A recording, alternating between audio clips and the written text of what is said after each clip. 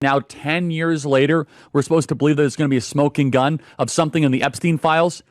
But what is in the Epstein files is, yes, President Donald Trump is probably mentioned. He was mentioned in the Epstein file dump back in February.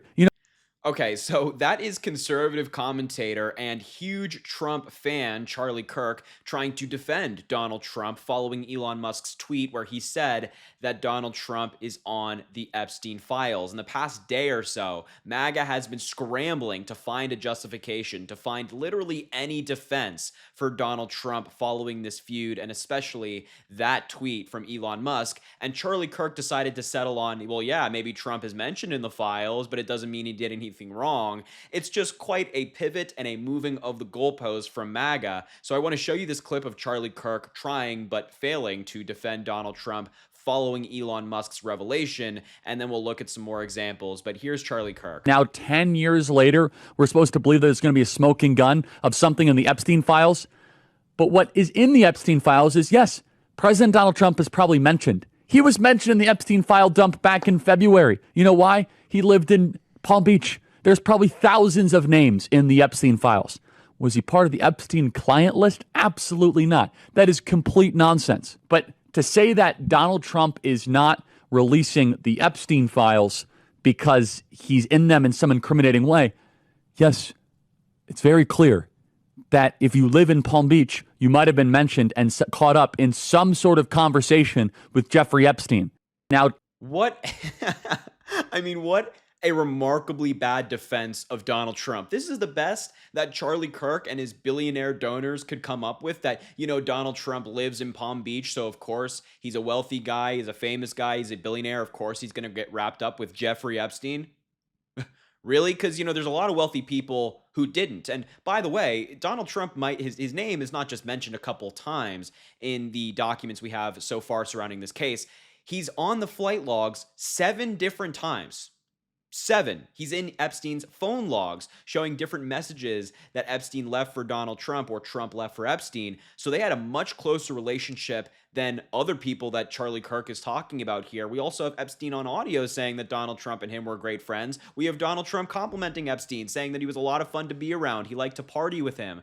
So Charlie Kirk is being so disingenuous, and he knows that. But I just find it remarkable that the only defense he could come up with for Donald Trump is, well, yeah, you know, he's a wealthy guy, so maybe he got wrapped up because he lives in Palm Beach. Are you Are you kidding me? That's the best that MAGA could come up with. It just really goes to show you that there is no justification. And I very much enjoyed watching Charlie Kirk try, but as I mentioned, fail to defend the cult leader. Now, there are other conservative commentators who are doing their very best to defend Donald Trump, like Matt Walsh, for example. He said, it is totally inconceivable that there would be something incriminating about Trump in the Epstein files, and yet the Democrats kept that information to themselves for all these years. Sure, you can say that they are also incriminated in the files, but so what? They would have just released that part, incriminated Trump, and released the part and destroy or redact the rest. Does anyone think that the Dems are above pulling a move like that? The only possible reason they didn't release the dirt on Trump is that there is no dirt to release. Trump is the most thoroughly vetted politician in American history.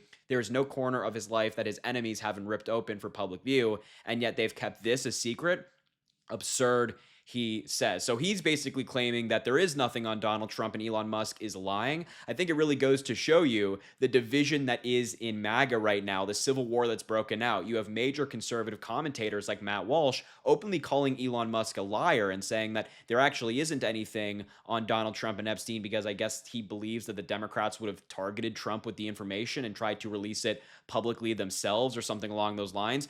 I don't think Matt Walsh has any idea how the DOJ or the FBI goes about releasing documents to the public. I mean, if he's saying that for some reason the Democrats could just control that process and not folks at like the FBI, for example, are in control of that, I mean, I think he's absolutely delusional here. And once again, the defense is really, really weak. Now, I want to show you another clip that is pertinent to this conversation.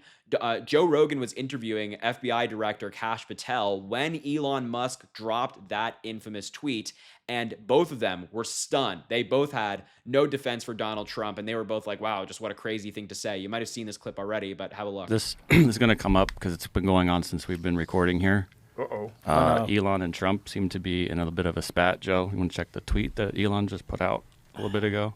Time to drop the really big bomb. Donald Trump is in the Epstein files. That's the real reason they have not been made public. Have a nice day. Jesus Christ. I'm not participating in any of that conversation What is between he? Elon Have and a Trump. nice day, DJD. Someone should take his phone away. They're going back and forth about different things. And Yeah. Listen, Well, he said he was disappointed in Elon. yeah, they told him to leave. Jesus Christ, that's a crazy thing to say. How does he know? Does he know that Donald Trump is in the Epstein files? Or does he have access to the Epstein files? I don't know how he would, but I'm just staying out of the Trump-Elon thing. That's way outside my lane. What the fuck are they doing? I know my lane, and that ain't it. I just don't. I mean, I understand he owns Twitter. I think it's bad for your mental health. I think posting things public all day and arguing with people all day is bad for you. Well, you raise a great point. Sorry to cut you off. Go ahead. Half of what we have to respond to is the click army on social media. Yikes. So it seems like both Joe Rogan, well, more so Joe Rogan than Kash Patel, but really tried to come to the defense of Donald Trump there, saying, well, somebody should take Elon Musk's phone. That's crazy. That's a crazy thing to say. And what I found interesting about this clip in particular is Joe Rogan asked Kash Patel, like, hey, is he in the files? How would Elon Musk know that? And there was no outright denial. Kash Patel didn't say, no, he's not in the files. Like, he's not mentioned. I don't know what Elon Musk is talking about. He just said, well, I don't know how Elon Musk would have access to the files, and then said, I'm staying out of it. So look, I mean, even Joe Rogan is like, what a crazy thing to say. He is stunned by that tweet. We just saw his reaction in real time. I mean, he is, baffled by what he's reading. But even his best attempt to defend Donald Trump with an immediate reaction is, that's crazy. Somebody should take his phone away, things of that nature. Now, there are also elected officials who are trying to come to the defense of Donald Trump with some major conspiracies, like Nancy Mace, for example, one of the worst members of Congress out there. She said, quote, Democrats all of a sudden want to release the Epstein files. Thank you, Trump and Elon Musk. Well played, gentlemen. Game, set, match. So she's trying to allege that there's some conspiracy that Donald Trump and Elon Musk faked this drama to get the Democrats to want the files to be released. Number one, the Democrats wanting the files to be released has nothing to do with whether the DOJ and the Trump administration can do that. They can. They're just choosing not to. And number two, when have the Democrats not wanted the files released? Like, what is she talking about? The Democrats have always demanded transparency from the government, no matter who's in power. So she's just making up fake arguments to be mad at and fake arguments to make conspiracy theories about, such as like the Democrats not wanting the files and Elon Musk and Donald Trump playing like 4D chess with each other to get the Democrats to bite on their trap. It is very, very strange. And the fact that this is someone in our government who has influence, insane. Another one I want to show you is Alex Jones. Alex Jones responded to one of Epstein's former lawyers. This is a guy that also represented Donald Trump. And Alex Jones responded to him saying that there's no evidence of Donald Trump's connection. Epstein even said that when he was alive. Alex Jones said, I've investigated Trump for 10 years looking for any connection to Epstein's crimes and have found zero evidence. Well, there you have it, folks.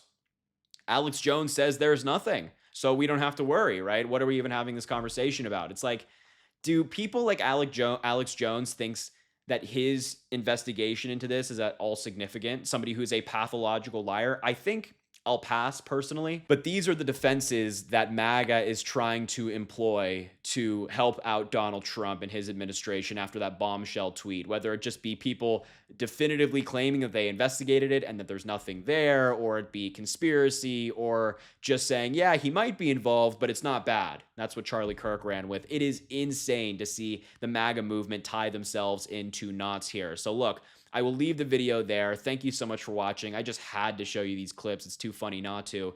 Thank you so much for watching. Make sure to subscribe down below. It really helps the channel. Also drop a like on the video and comment. Let me know what you think about this story. And as I always say, I greatly appreciate you, and I hope you have an amazing rest of your day.